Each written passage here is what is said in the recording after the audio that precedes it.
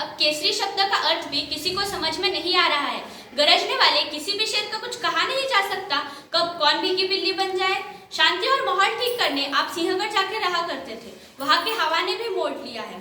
सिंहगढ़ का इस्तेमाल अब लोग सिर्फ मौज मस्ती करने के लिए कर रहे हैं। शेर तो कब का चला गया, लेकिन अब किले की रक्षा करना बहुत ही कठिन हो चुका है। आपने जो सार्वजनिक गणेश उत्सव शुरू किया है वह तो दिन ब दिन लोकप्रिय हो रहा है। पुणे की हर गली हर कोने में गणेश जी का आगमन हो रहा है। सरकार का दिमाग ठिकाने पर है क्या, ऐसा सवाल आपने किया था। अब सरकार का दिमाग ही क्या, खुद सरकार ठिकाने पर नहीं है। अब तो सबको पता चल चुका है कि सरकार अस्थिर होने पर क्या होता है। आपका स्मरण करने वाली यह हमारी आखिरी पीढ़ी होगी। सच में girls English medium school Hadapsar प्रस्तुत करने जा रहे हैं लोकमान्य तिलक, एक युग पुरुष। स्वराज्य यानी हमारा अपना राज्य, पर यह समय है इन जुल्मी ब्रिटिशों के खिलाफ लड़ने का। वो हमारे यहाँ के नहीं है, फिर भी हम पर उनका राज है। हमें अपना राज्य चाहिए, स्वराज्य। मुझे एक बात की बहुत खुशी है कि इस स्वराज्य की लड़ाई में कई नवयुवक खुद से आगे आ रहे हैं और कई स्वराज्य मिलने के बाद इस देश को आगे की पीढ़ी भूल ना जाए। इसलिए हमें अपनी शिक्षा और कलाओं का देश को ज्यादा से ज्यादा फायदा कराया तो इस हिंदुस्तान की प्रगति होने से कोई नहीं रोक सकता। हमारे स्कूल कॉलेज ये नौकरी ढूंढने वाले गुलामों से नहीं, बल्कि वहां से एक देश प्रेम से भरा नौजवान तैयार होना चाहिए। बहुत हो गई योजनाएं, बहुत हो गए विचार, अब उन योजनाओं पर काम करने की बारी है। गले की रस्सी कब की काट दी गई, अब या तो मरो या फिर मारो, और अगर ऐसा ही है तो फिर मारो। मुझे लगता है हमारे शिक्षा नीति में ही दोष है। हाँ, सही कहा। हमें बच्चों को बचपन से ही राष्ट्राभिमान और सामाजिक बंधुता का ज्ञान देना होगा। हाँ, पर ये होगा कैसे? इसलिए हमें हमारी खुद की पाठशाला और कॉलेज निकालकर उसमें बच्चों को राष्ट्रीय शिक्षा देनी होगी। परंतु हमें शास्त्री से मिलना चाहिए। हाँ, चलिए।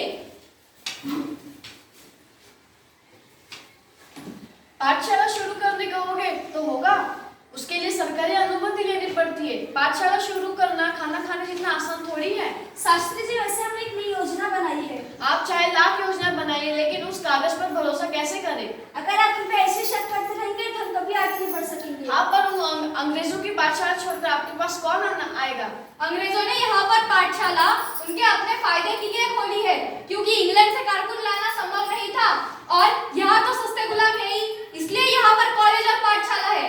जाने दीजिए शास्त्री जी, आप नहीं समझेंगे। पर इतना गुस्से भरा व्यवहार किस लिए? चलिए चलिए, आकर कर चलिए। शास्त्री जी ने निबंधमाला लिखने के बाद उनसे कोई और उम्मीद करना व्यर्थ है। चलिए बैठिए बैठिए बलवंतना, बैठिए।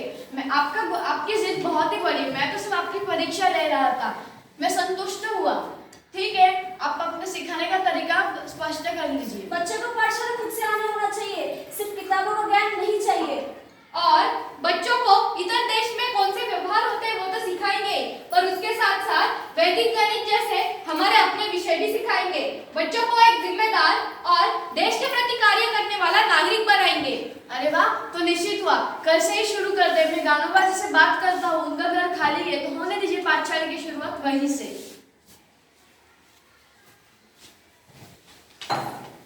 तो बच्चों, हमने अभी यह उदाहरण देखा, तो मुझे बताइए सेब पेड़ में से नीचे क्यों गिरता है? क्योंकि पृथ्वी के गर्भ के अंदर एक ऐसी गुरुत्वाकर्षण शक्ति है जो सेब को लौट रहे आए हैं। हाँ, तो शिक्षक अधिकारी हैं ये। Hey, who allowed you to open a school here? तुम लोगों को यह पाठशाला खोलने की इजाजत किसने दी? It's our government. No one can do anything without our permission here. ये हमारी सरकार है और यहाँ हमारी इजाजत के बिना कोई कुछ भी नहीं कर सकता। If you do anything, we will highly punish you all. अगर तुम लोगों ने कुछ किया तो तुम सबको कड़ी से कड़ी सजा दी जाएगी। यह मेरी कक्षा है और यहाँ पे कौन आएगा ये मैं तय करूंगा। सच कहूँ तो पाठशाला के बाहर एक फलक ही लगाने वाला हूँ, dogs and Britishers not allowed. Kesari लीजिए, केसरी, तिलक जी के विचार पढ़िए। केसरी जी। बलवंतराव, आपका समाधान हो गया होगा, पर मुझे ऐसा लगता है आपने गलत मार्ग चुन लिया है। अगर अखाड़े में उतरने के बाद हाथ को मिट्टी लग जाए तो इसमें शिकायत कैसे दाजी? पर कुश्ती खेलने के भी कोई नियम कानून होते हैं, कोई बेवजह किसी को मारता तो नहीं। ये नेता अंग्रेज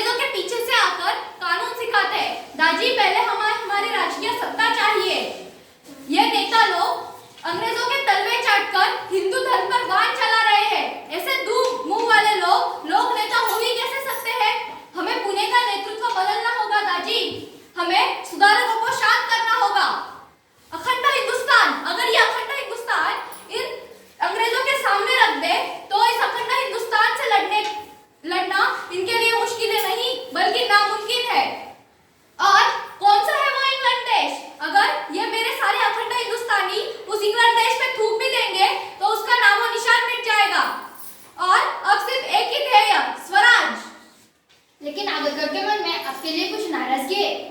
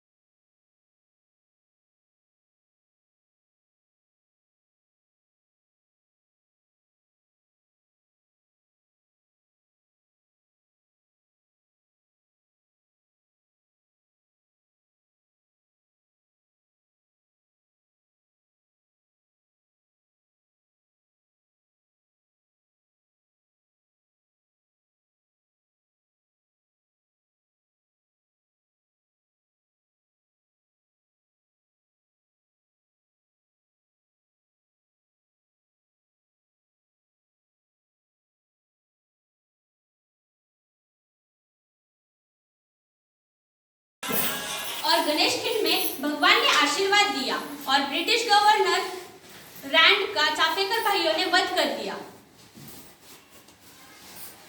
नमस्कार तिलक जी, मैं मोहनदास गांधी। नमस्कार गांधी जी, मैंने आपका नाम बहुत बार सुना है।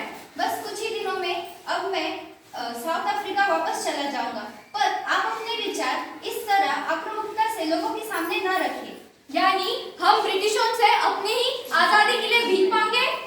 हम अहिंसा के मार्ग से गांधी 25 साल से मैं अपने स्वराज के लिए लड़ रहा हूँ। अगर